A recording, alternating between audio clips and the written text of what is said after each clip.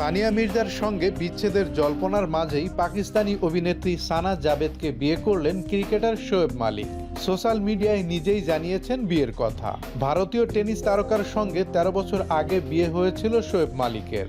বিচ্ছেদের জল্পনা চলছে বহুদিন থেকেই।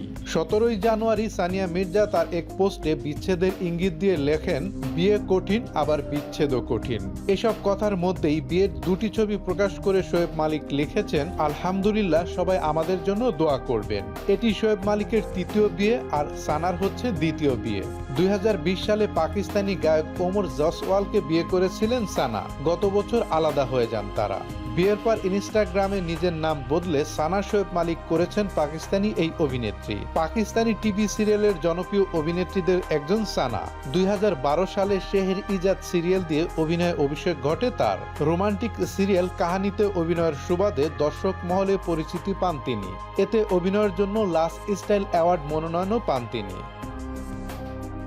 সবসময় আপডেট ভিডিও পেতে আমাদের চ্যানেলটি সাবস্ক্রাইব করে রাখুন।